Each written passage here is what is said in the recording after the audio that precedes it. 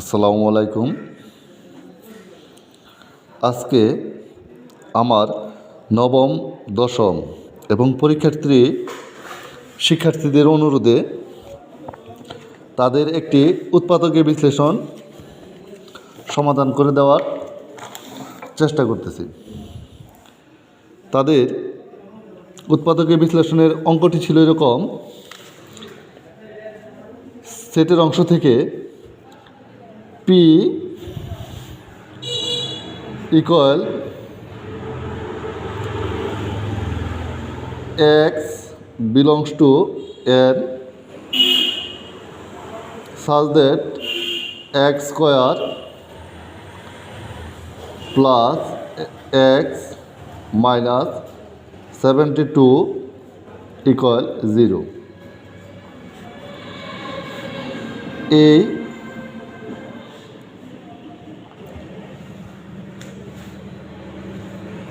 এই সেটটিকে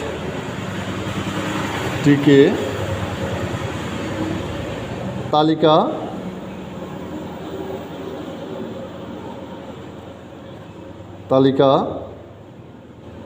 পদ্ধতিতে প্রকাশ করো।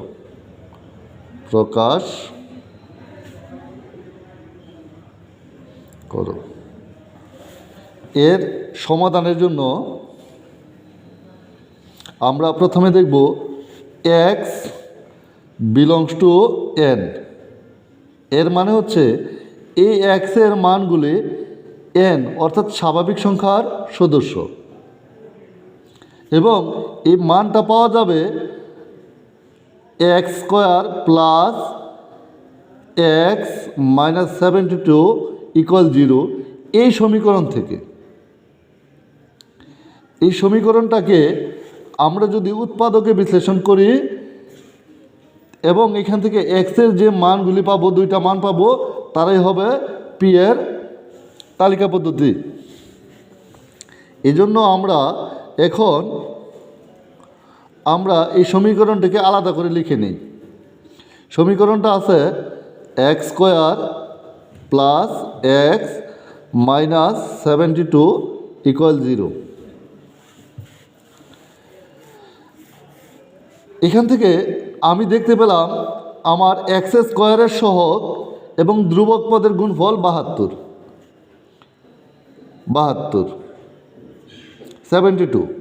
এই 72কে আমরা প্রথমে দুইটা টুকরা বিভক্ত করব, যেন এদেরকে যোগ অথবা বিয়োগ করলে, এই দুইটা টুকরাকে যোগ অথবা বিয়োগ করলে আমার মাঝের পদের অর্থাৎ মধ্যপদের সহগ পাওয়া যায়। এখানে মধ্যপদ আছে এক্স, এখানে মধ্যপদ আছে এক্সের সহগ 1। তাহলে এই 72 সংখ্যাটিকে আমরা যদি দুইটা টুকরো করে বা দুই খণ্ডে বিভক্ত করি, তাহলে কত হবে? 8 নং 72। আচ্ছা, এই 8 এবং 9 যোগ করলে হয়ে যায় 17। তাহলে তো আমার মাঝের অংশটা পাচ্ছি না, কিন্তু বিয়োগ করলে 9 থেকে 8 বিয়োগ করলে অর্থাৎ 9 থেকে 8 বাদ দিলে আমি মাঝে এক্সের সহগ 1 পেয়ে যাই। এক্সের সহগ 1 এখানে লেখা না থাকলেও মনে মনে আছে। এই জন্য অঙ্কের মাঝে কোথাও সমান চিহ্ন দেওয়া থাকলে আমরা শুরুতে বা লিখতে পারি। তাহলে আমাদের দাঁড়াচ্ছে এক্স স্কোয়ার প্লাস এই 1-এর পরিবর্তে লিখব 9 মাইনাস 8, এবং এক্স আছে এক লিখিয়ে দিলাম যথারীতি, মাইনাস 72 ইকুয়াল 0। এখন আমরা এক্স স্কোয়ার, যেহেতু ব্রেকেট মানে গুণ, মানে 9 মাইনাস 8 এর সাথে এক্স গুণ আছে, তাহলে আমরা এই অঙ্কটা এইভাবে করতে পারি। এই 9-এর সাথে একবার এক্স গুণ, 9-এর সাথে এই এক্স একবার গুণ 9x, যে চিহ্ন আছে এই চিহ্ন ব্যবহার করব। এটার সাথে এক্স গুণ 8x মাইনাস 72, তাহলে সমান 0। আচ্ছা, 72 সমান 0।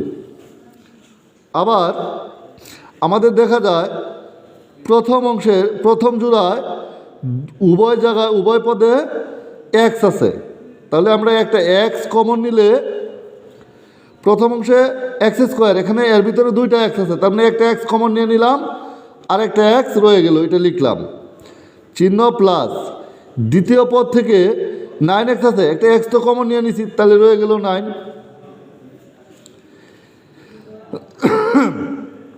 তৃতীয় পদের আগে মাইনাস আছে, নিলাম মাইনাস।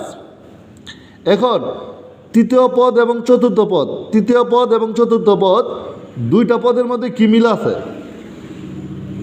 দুইটা পদের মধ্যে আপাত দৃষ্টিতে কোনো কিছু মিল নাই, কিন্তু তৃতীয় পদে 8 আছে এবং চতুর্থ পদে আছে 72, কিন্তু 72 এর ভিতরে আবার দেখো এখানে আমার একটা 8 আছে 9 আছে, তার মানে উভয় পদের মধ্যে 8 আছে, একটা 8 কমন নিলাম। তো তৃতীয় পদ থেকে 8 কমন নেওয়ার পরে আমার রয়ে গেল কত? এক্স।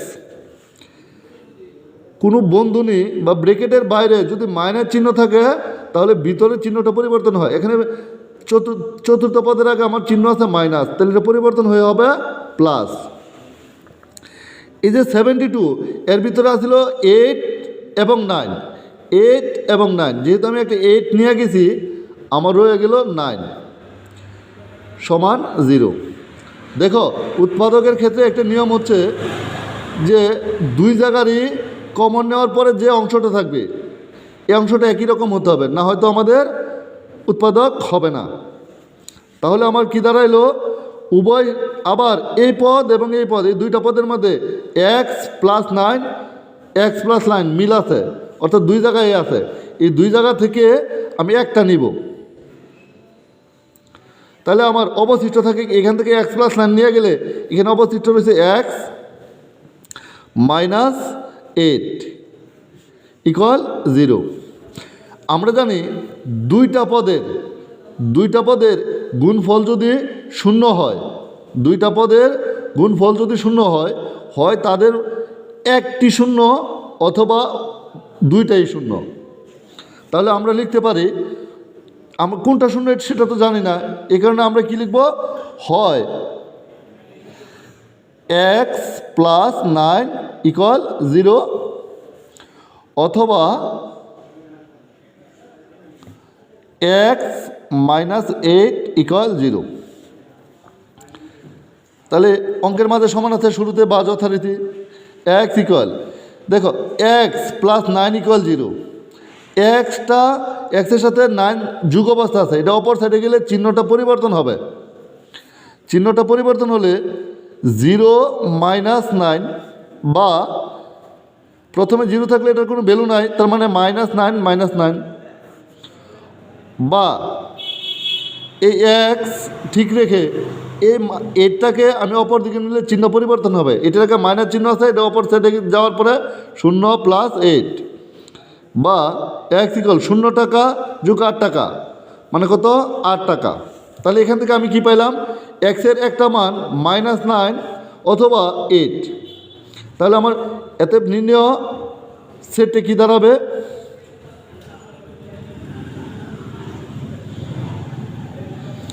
নির্ণয় সেটটি আমার দাঁড়াচ্ছে পি ইকুয়াল -9 এবং 8। তাহলে এটা আমার নির্ণয় সমাধান।